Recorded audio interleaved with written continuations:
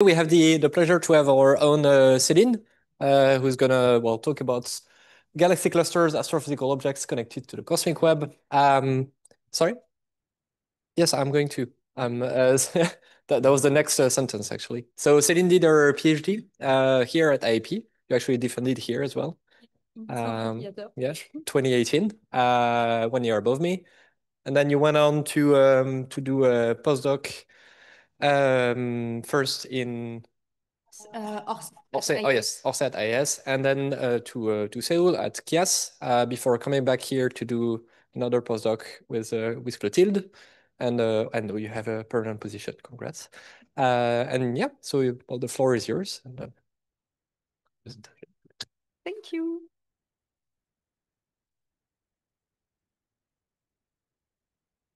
Thanks. So yes, it's a pleasure to be back at IAP as permanent. And so now I will present you my field of research in a large overview.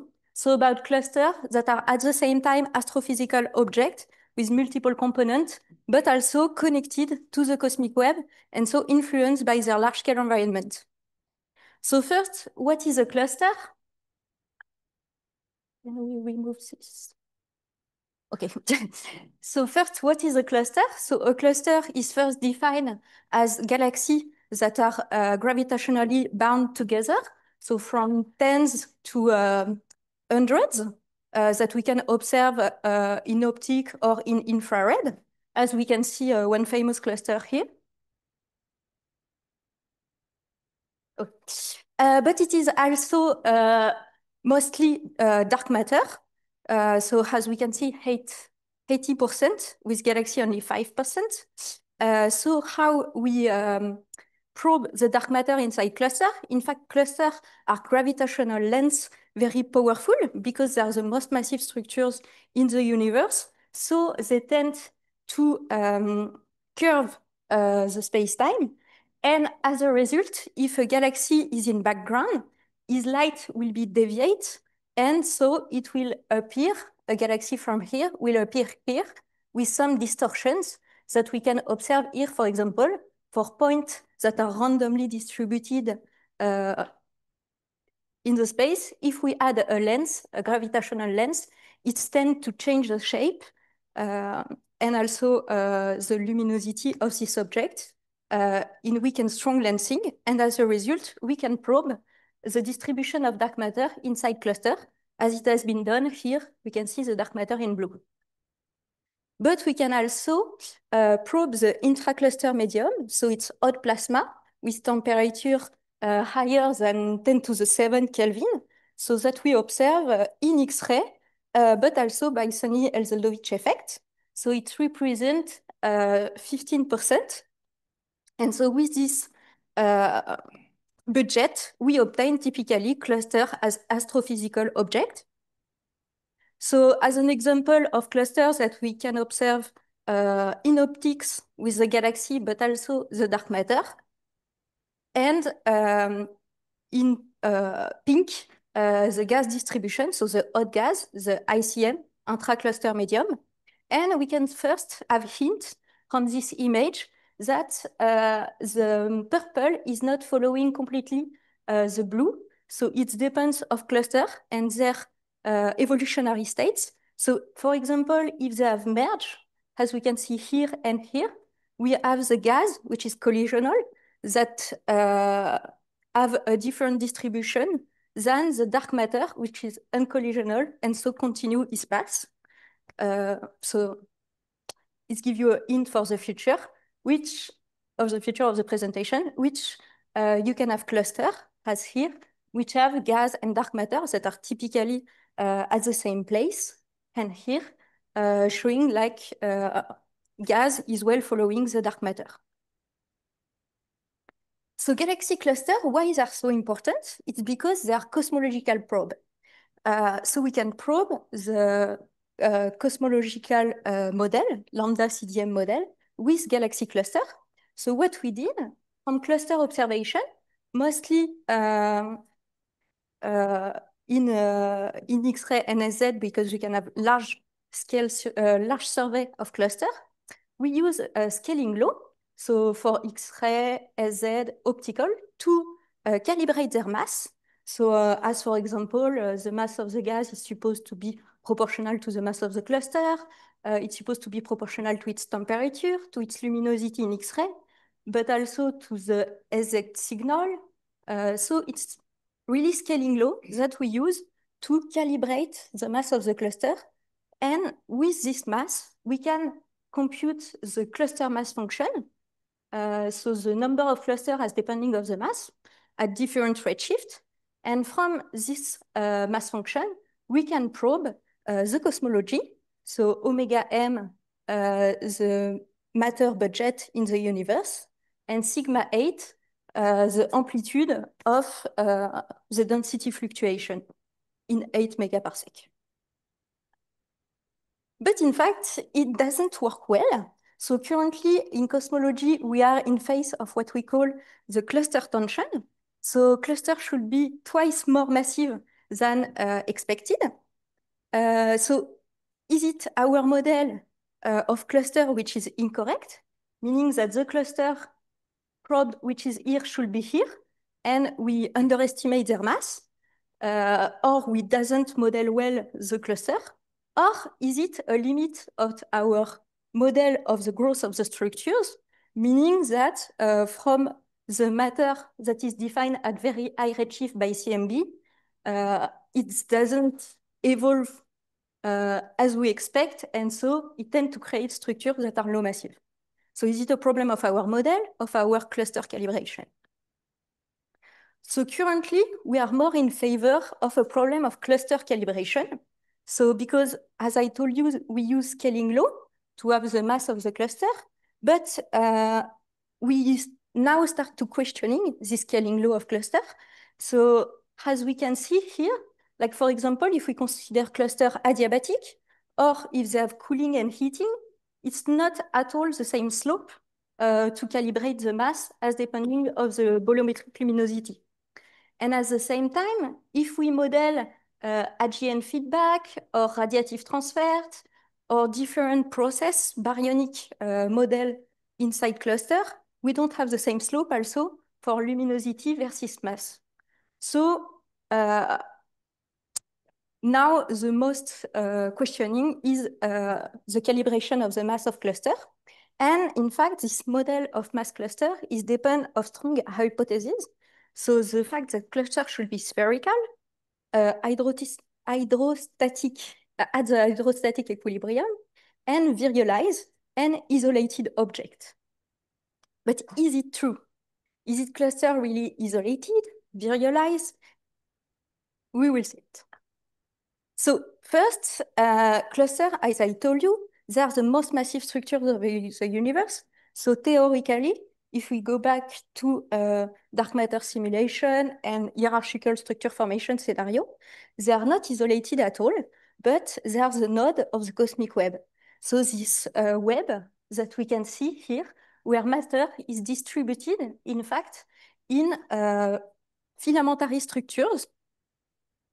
So they grow anisotropically. And in fact, we can see, in this movie, that matter flow, in fact, from a wall. So it's a gravitational collapse in one direction. Then matter flow in filaments in the second direction for gravitational collapse to finally go to nodes.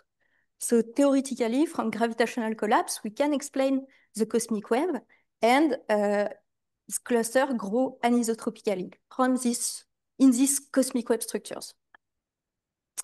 This can be also observed. So if we do a survey of galaxies, as many, first from Delaparent et al., and as, for example, currently from 2DF Redshift survey, we can see this cosmic web. So the filamentary nature of matter distribution in the universe is admit. And what about around cluster? So we can observe it in its different components, so in multi-wavelengths. So first, in optical, as from Enasto et al., we see the filaments connecting to cluster, but also in X-ray with the hot gas, when we tend to see some pattern of hot filaments. And also in dark matter, so it's more rare, but we can detect bridge of matter between massive structures to have a reclancing signal and so to reconstruct this bridge of dark matter. So let's focus more on the gas filaments in particular, because they are very important in the cluster model to see this transition from filaments to cluster in the gas, because it's revealed that the gas is more complex than as expected.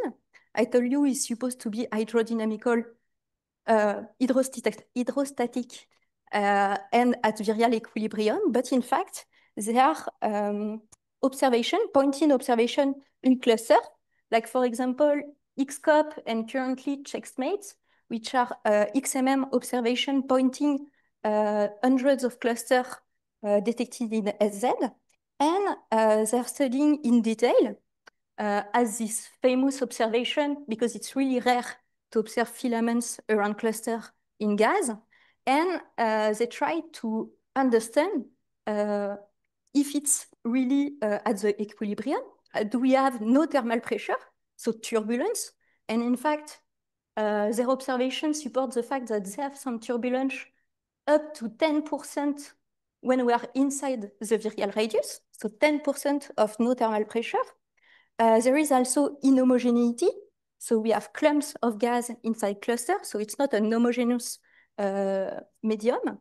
There is also asymmetry in these distributions, and there is also infalling groups, distort shape, so it's not fully virialized. And the gas in cluster, from cluster to filaments, it's also very important because currently we are missing some variance. So we have the fraction of variance that is predicted from CMB. And at low redshift, when we count the variance, like with the gas and with galaxy, we don't arrive to the same budget of variance. We are missing 40% of variance at low redshift. And in simulation, hydrodynamical simulation, we have the hint that it's come from diffuse gas in filaments, in fact, that we cannot detect because it's too cold and too diffuse, so not enough dense. So he has X-ray signal, which is harder to detect. And as for example, in simulation here, we can see the gas, like the baryonic mass density contrast, if we consider only cluster, so within R200, the size of cluster typically. And if we go down in temperature, and if we go down more, and if we go down more. So finally, this baryonic budget should be hidden in the cosmic structures because it is colder and less dense. But the problem is simulation also has have different, depending of the baryonic models that we put in simulation, we have different property of this gas outside cluster. As for example, here we can see horizon IGN and no IGN. And so we can see that the gas, like which is in yellow or light blue, which is typically the warm gas, he has completely different distribution spatially. It's extend around cluster, depending if there is the impact of supermassive black hole feedback or not. So supermassive black hole will tend to eject the gas, and so the bubble of warm gas and its filaments are more thicker compared to if there is no AGN, the gas tend to become hotter and more concentrated, for example. But for a review of the different baryonic model, how it affects the fraction of baryons, there is also Oppenheimer et al., for example, that compare Eagle, Illustris, and so. So considering these two big issues that we have to improve, searching the missing baryons and improving our model of gas physics, we have to explore this hidden gas more carefully. And this is the goal of the next observation, mostly in X-ray.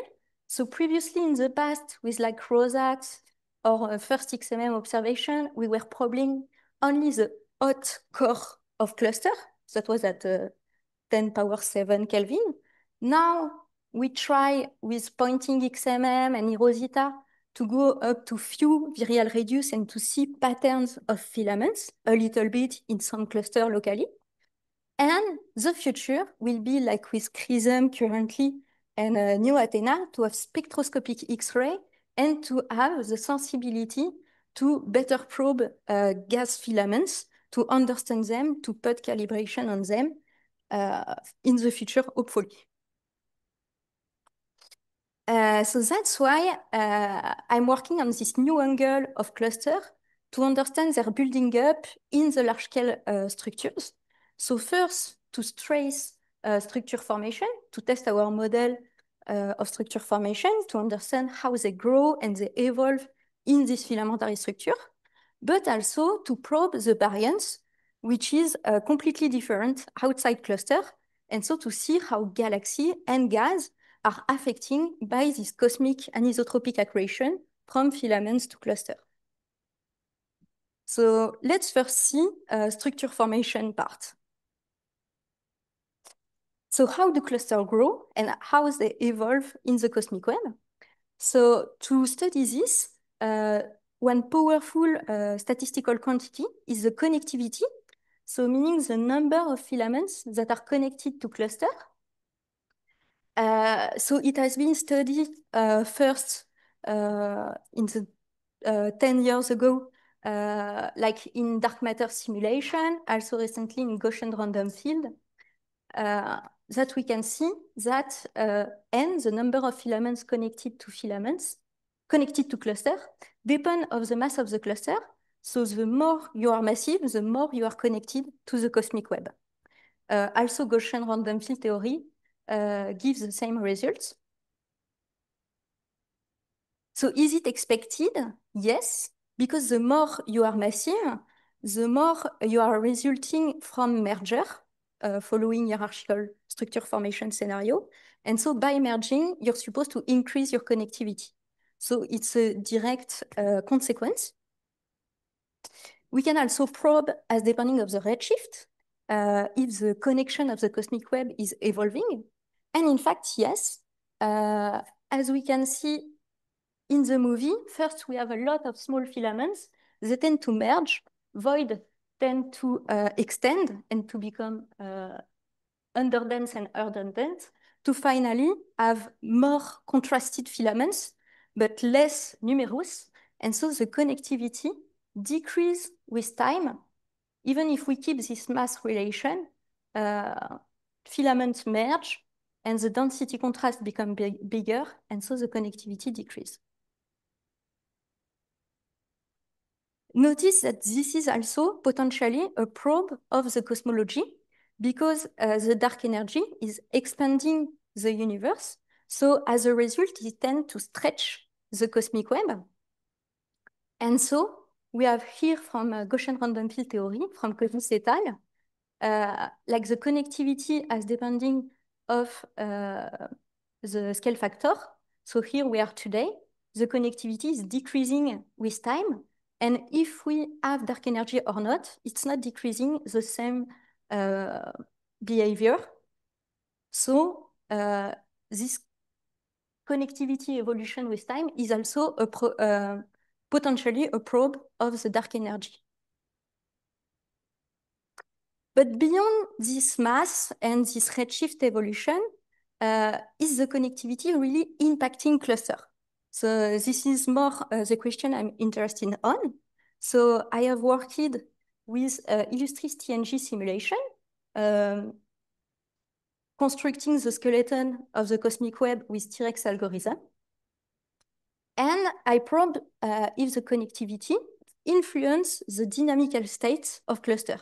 So by dynamical states, we can see here two different clusters. So we have relaxed cluster. So I don't know if we see really, but like they are more rounder, they don't have a lot of substructures, and we can compute their virial ratio if they are really virialized. So if they are relaxed, they are virialized, spherical, homogeneous, whereas if they are unrelaxed, they have a lot of substructures.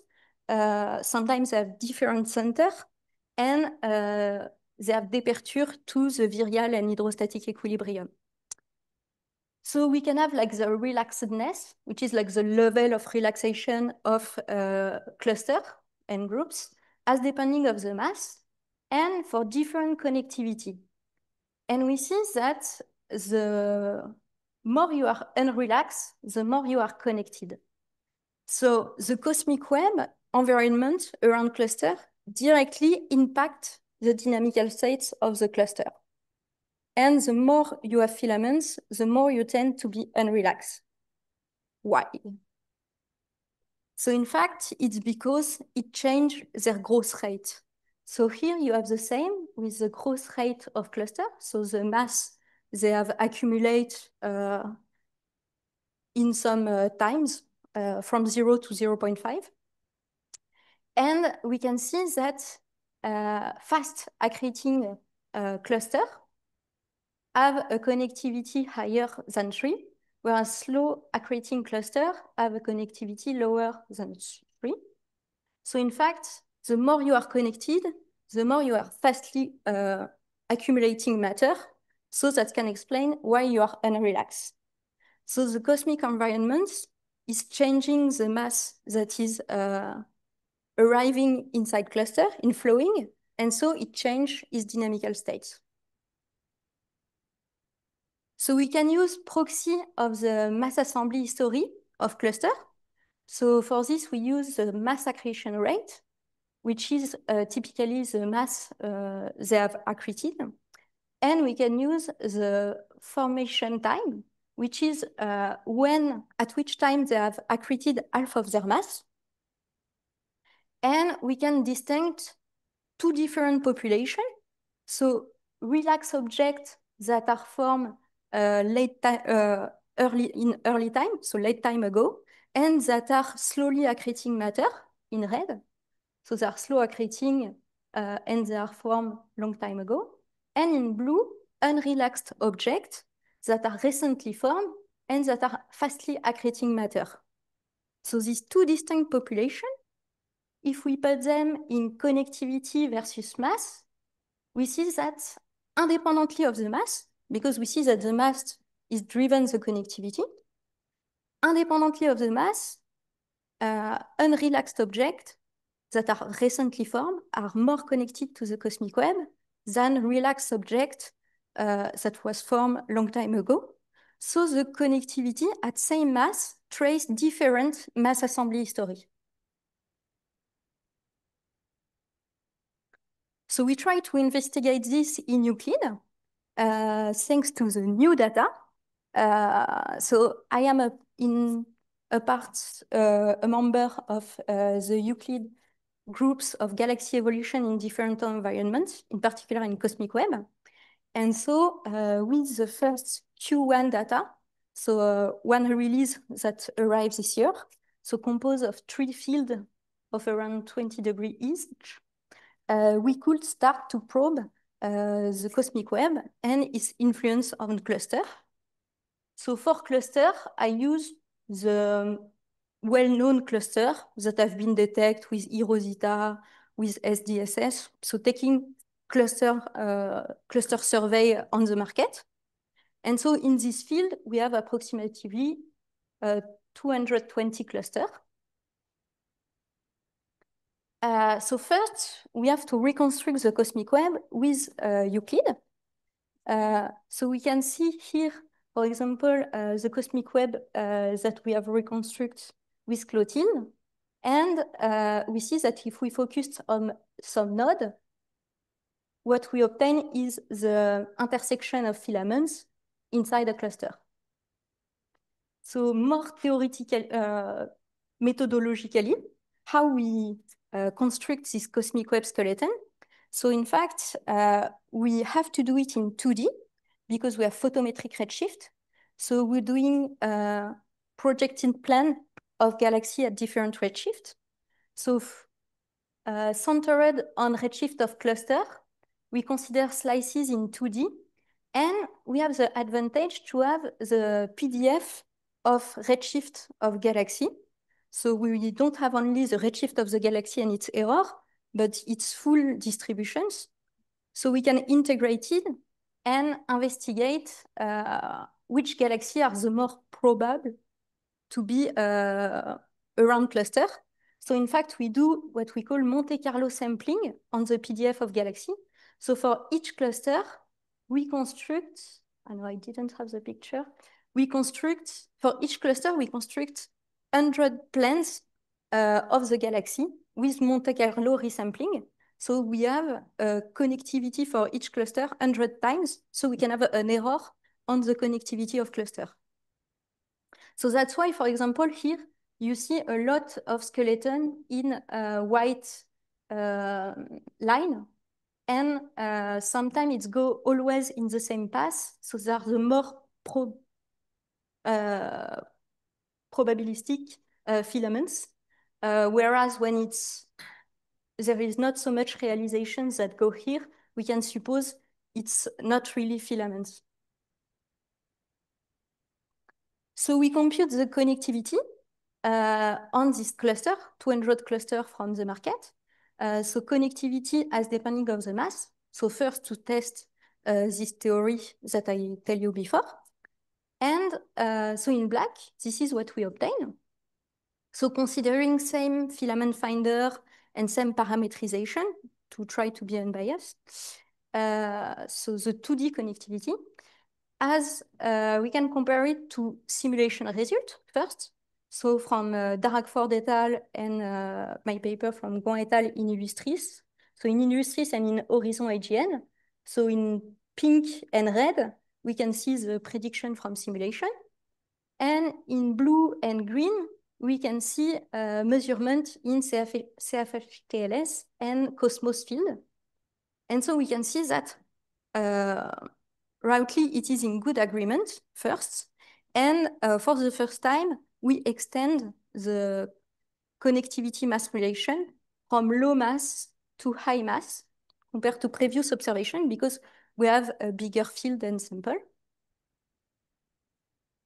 But to go deeper, we can also identify the galaxy member. So by the same way, integrated inside cluster, the PDF of galaxy and trying to find the more probabilistic galaxies that are really inside cluster. And so with this galaxy, we can define early type and late type using Sersic index, some proxy to morphology. So we have disky galaxy or elliptical galaxy. So we can probe the fraction of elliptical galaxies that are inside a cluster. So if there is a lot of galaxy like this inside a cluster, or if there is a lot of spiral inside a cluster. And we can see if it depends or not on the connectivity, on this number of filaments around. So here we have the connectivity as depending of the mass, as before, and the color point is the fraction of galaxies that are elliptical. So it tends to show that there is more red point here. So it's more elliptical galaxy. There is more elliptical galaxy inside highly connected structures, whereas the fraction of elliptical is lower when the connectivity is lower. So it's quite significant. So how to interpret this result? In fact, we expect that the morphology of galaxy member is evolving depending of the mass assembly of cluster, and through merger, it tends to quench the galaxies that are inside. So there is merger of galaxy, and so disk galaxy, if they merge, they become elliptical. So the fraction of the high fraction of elliptical galaxy can be a proxy that they were recent merger, and so again more connected as a mass assembly history, which is more disturbed by recent merger, and so compared to a cluster with a lot of disks that have time to relax and their galaxy is not disturbed, and so they continue to be disk. So it has been already observed in a different way by Daragford et al. So she used Cosmos field with cluster in X-ray, but she focused only on the main galaxy, so the BCG, the more massive galaxy at the center of cluster, and she found that passive BCG are populate clusters that are more connected than star-forming BCG. So this fact, this time is not about the morphology, but the star formation rate of galaxy, if they are passive or star forming. And again, they tend to be passive if we are more connected, as they tend to be star forming if they have a low connectivity, supposing because they have not merged, and so they continue to form stars.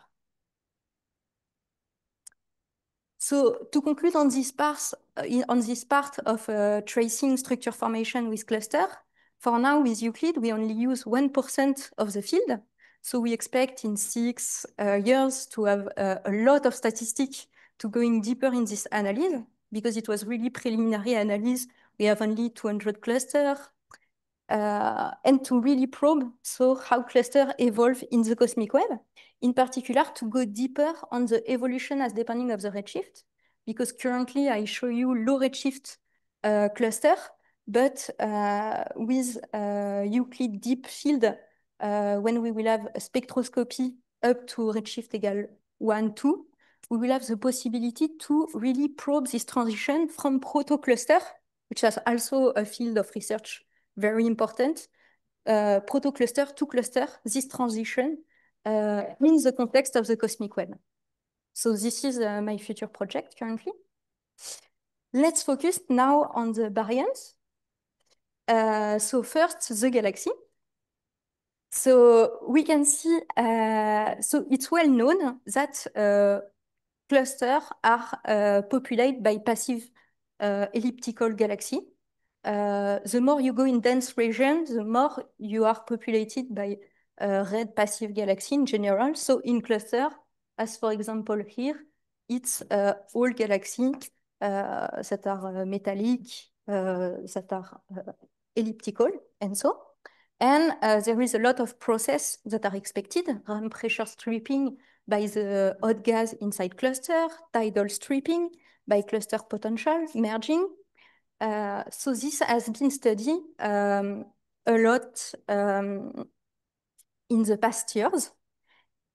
But recently, we go deeper in the question, is there a pre-processing? Is there a way that galaxies arrive sometime already quenched, meaning that their star formation start to extend and they become elliptical compared to disk? Are they quenched before entering into cluster?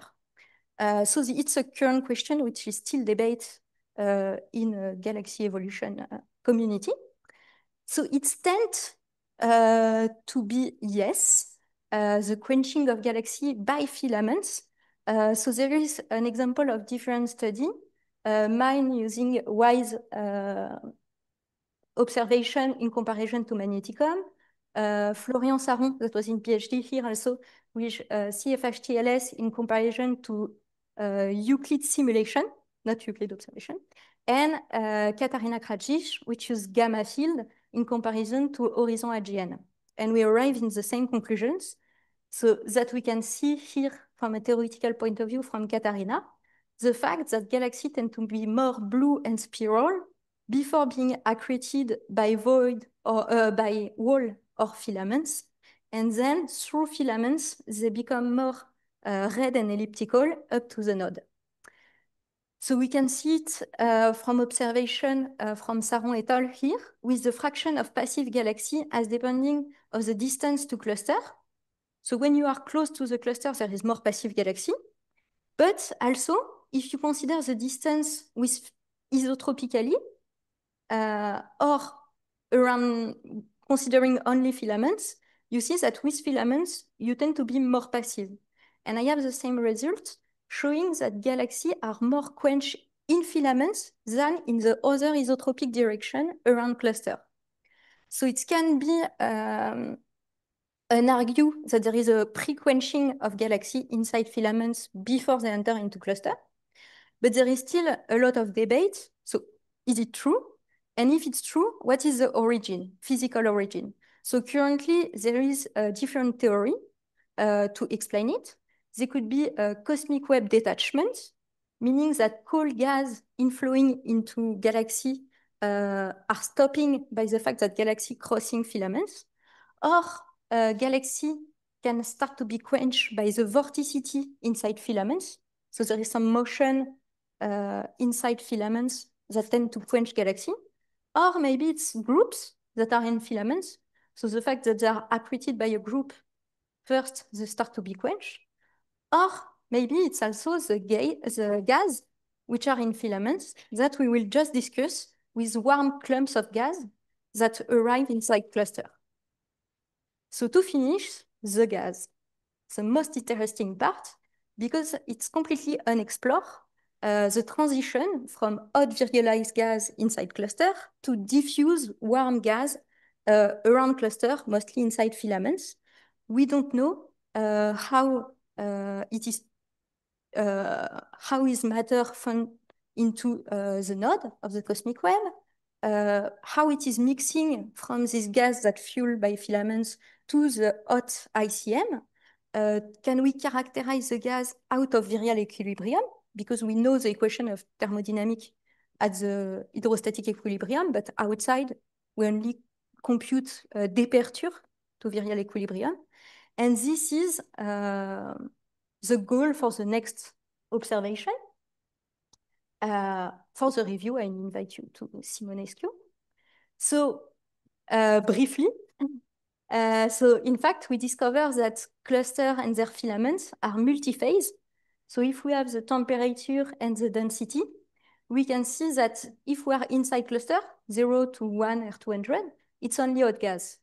But if we go far to cluster center, it tends to move from hot gas to a little bit of WCGM and then to WIM. So WCGM is warm gas, which is dense. So typically it's clumps of gas that are warm and that are warm circumgalactic medium. And WIM is warm hot intergalactic medium. And so if we see the phase as depending of the radius of cluster, we can see that we are dominated by hot gas, a little bit of WCGM, and then by WIM. So visually, this is what we obtain. We have hot gas inside cluster. We have these clumps of warm gas, warm but dense. And in fact, it tends to be aligned with the position of galaxy and galaxy group. So this is the green circle. And we have the WIM, which is warm and diffuse gas that we have difficulty to observe, which is following the filaments. So if we have a look at its velocity, how it's inflowing. So if we have a radial velocity which is positive, it is outflowing. If we have a radial velocity which is negative, it is inflowing. We can see that typically the WIM gas is inflowing fastly, so from filaments. Then there is a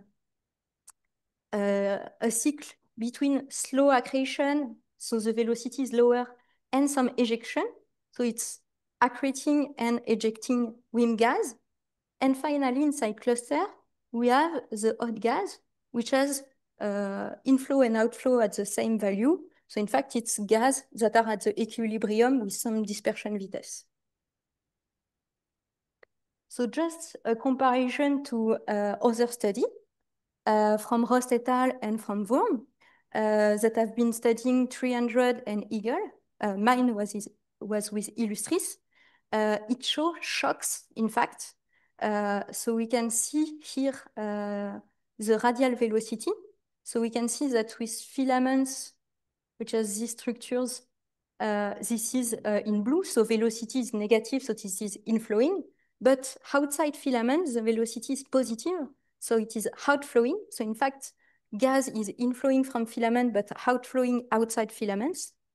And we can see also that the number of Mach is very high around these filaments and around cluster.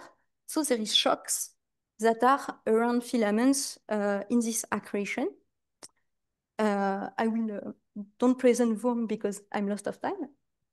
But we arrived to this picture since the last 5 years with Illustris 300, Eagle, that it looks like filaments. There is a fast infall from diffuse gas in filaments with shock at the periphery of filaments.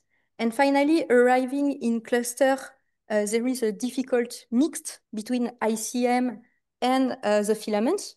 So it's inflowing, but also outflowing, inflowing from filaments, outflowing outside, up to be hot enough to join the center of the cluster, which is hot plasma.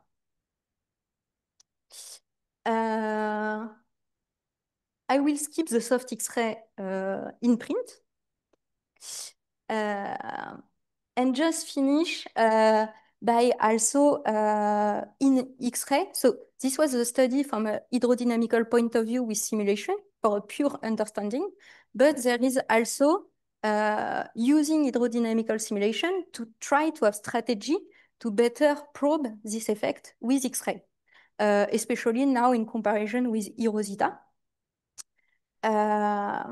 So, for example, from MPA groups, they construct a light cone of Illustris in X-ray in type of eROSITA, and they try to see if the large-scale cosmic wave environment influence the X-ray emission of CGM, and they tend to have good results, like filaments produce more bright X-ray.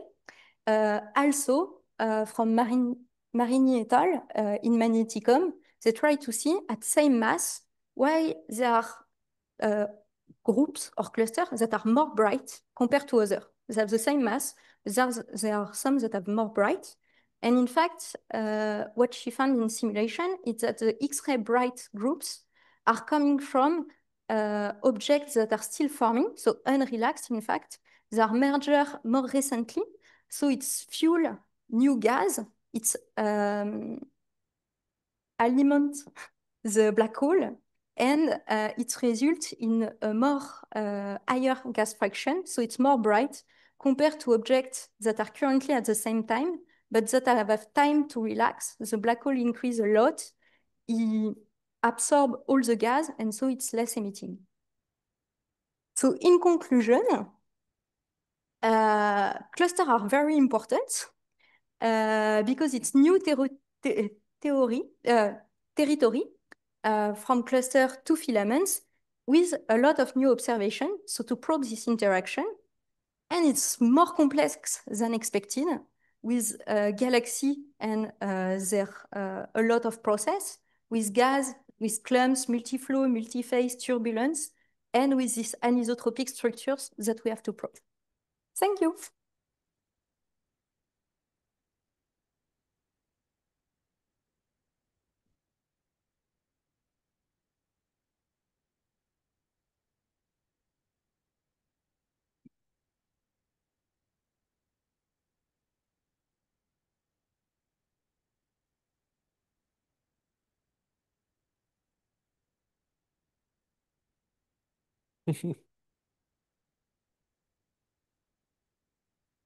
Faut pas mettre les piles. Il n'y a pas une histoire comme ça. Mais on peut faire avec... Yeah.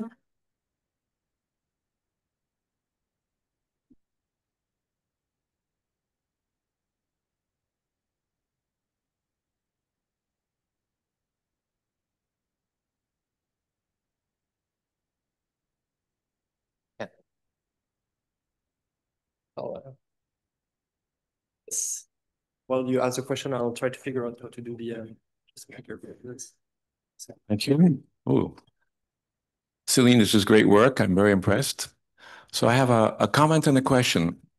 Towards the end, so you showed the temperature profiles from this other team in Rost et al.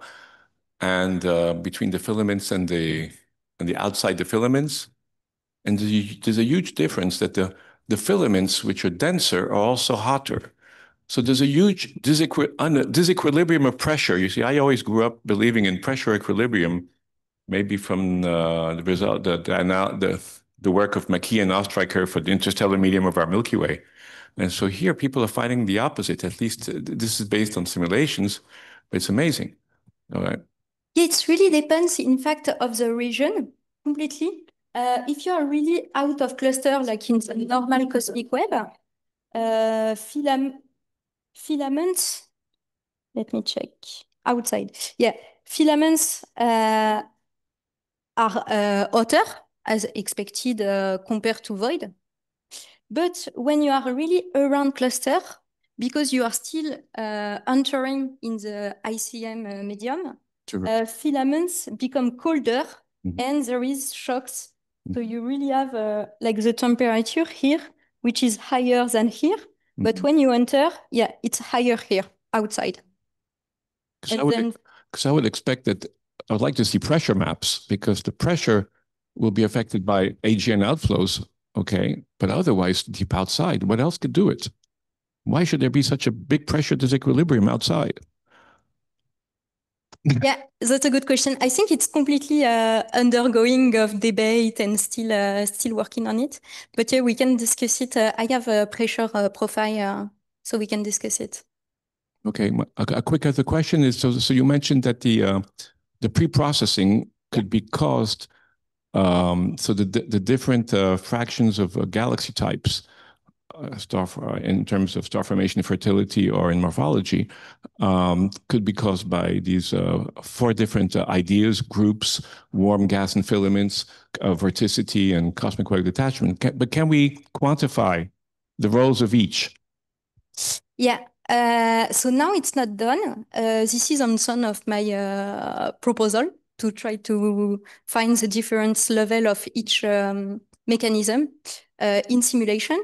And there are also some observation, like mixing multi-wavelength observation to see if the quenched galaxy are more in clumps of hot gas, for example. So it is ongoing work, but it's, yeah, completely ongoing. Can you pass it to Pierre?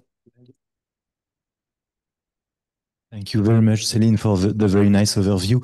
I was wondering if you could comment on the recent CRISM's observations of low non-thermal pressure from the velocity dispersion of the hot gas that CRISM is detected now in one or couple of clusters now, because you suggested at the beginning that turbulence could be of some sort of support, but those observations, they suggest that actually the importance of turbulence should be very low.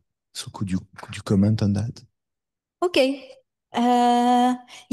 I was not aware, as I'm not proper in CRISM, and I know they have some problem with the spectroscopic instruments at the beginning, but it doesn't surprise me so much in the sense that it's still really debated. So first, maybe it depends of the cluster.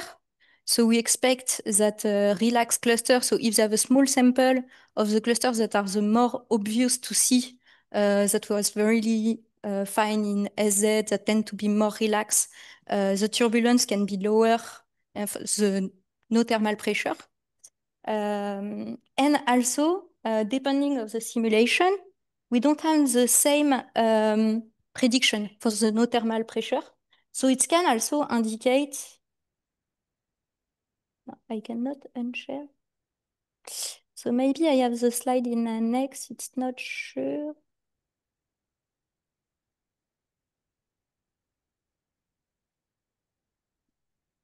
Ah, no. This is from Oppenheimer 2021 that he shows comparing a lot of hydrodynamical simulation.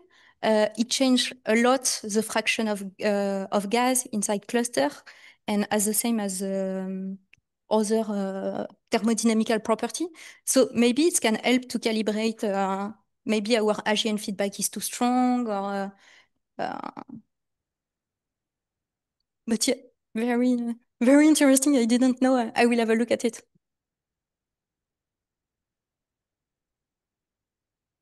Hi, Celine, very nice. As an insider, I noticed you put a lot of stuff under the carpet when you were talking about Euclid. So how confident are you on the connectivity measurement in Euclid? Because you can imagine a situation where more massive galaxies have got better signal to noise, they're easy to detect, the photozeds are more robust. So what would you bet that result on? Yeah, completely. I mean, it's a very nice result. Yes, thank you. But yeah, it's true. It was really hard to have some significant signal. But yeah, I don't detail the method at all, and so. Disperse, right? So in this case, it is disperse, but I use also T-Rex to have a two filament finder to be unbiased by filament finder. So I found the same with T-Rex. But the more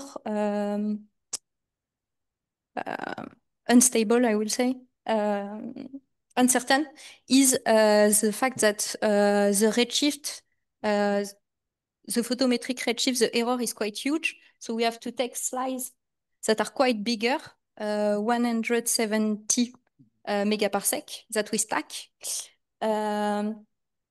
But there are preliminary Euclid papers that tend to say it's okay, even if it's 2D connectivity. So it's more about the trend than the absolute value of connectivity. Sure. Yeah. Is there not a systematic effects that could mimic the trend that you see? Hmm? Are there not systematics that could mimic that trend? That's a good question. So we try to have a galaxy selection of members that are, so there is a cut in mass, stellar mass, to have the, but if there is, it's cool from the galaxy selection, but normally we try to be the more as possible. For CERSIC index, I think it's quite stable. And that's why I perform Spearman coefficient to see if there is really a correlation normally between the fraction and we have a Spearman coefficient of 0.3 with a low p-value. So we are quite confident, but still, yeah.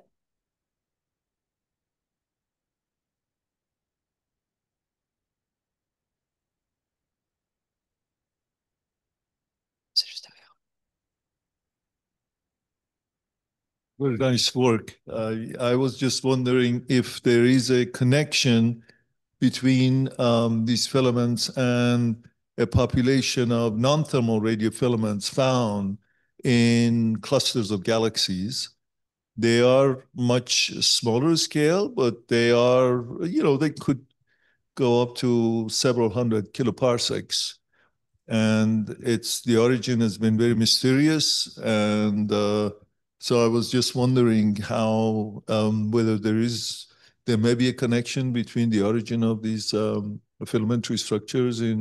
They're mainly found in core clusters of galaxies, but they're non-thermal, magnetized. And so just curious to see if there is any relationship between these two structures. So you mean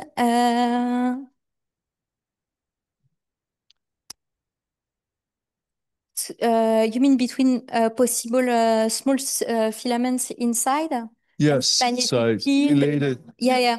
to Completely. AGNs, yeah. And and the EGN and even okay, so I remove it, but yeah, there is some hint in radio observation of this type of things. So I didn't focus on the really core for now, but for what I remember, there is some study from Vazza, Franco Vazza, and so which are more on the magnetic field in hydrodynamical simulation. But I think it's completely studied and debated. But we expect indeed that it's increase magnetic, like it's adding magnetic field and yeah. Okay. All right. Thanks. Thank you.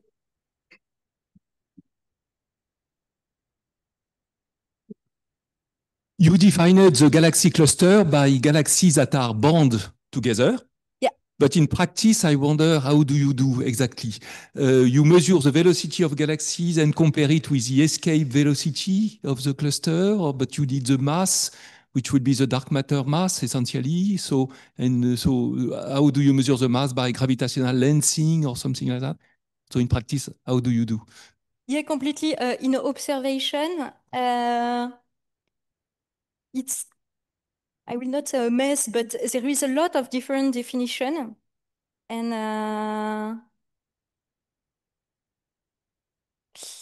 maybe it's not the most, okay. In fact, for now, every component or wavelength has its own definition.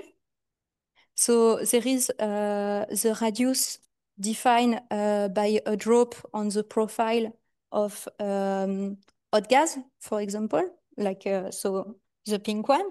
There is also the mass integrating in weak lensing map. So by doing the same. For galaxy, I think it's based on the dispersion. I'm not, yeah, but indeed, that's the problem. It's like every probe has its own definition, this own mass, this own radius. And to go from one to another, we're using only scaling law. Whereas sometimes it's more complicated because if it's unrelaxed, they're not falling one to each other proportionally. So completely, yeah, it's a complete problem currently in cluster. Yeah.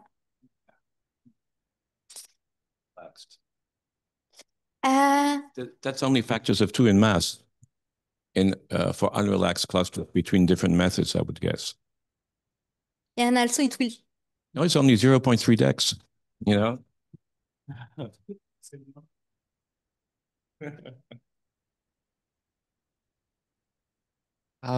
We have time for maybe one last question, if any.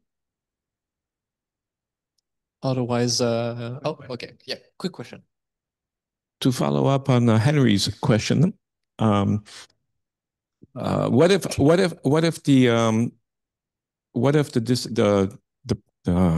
PDZs, the probability of redshifts obtained by the Euclid pipeline, underestimate the uncertainties, so the widths of this PDZ, because this is what we found when it was run on simulated data. Now, of course, the simulated data probably had very unphysical spectral energy distribution, so you should not take this too much.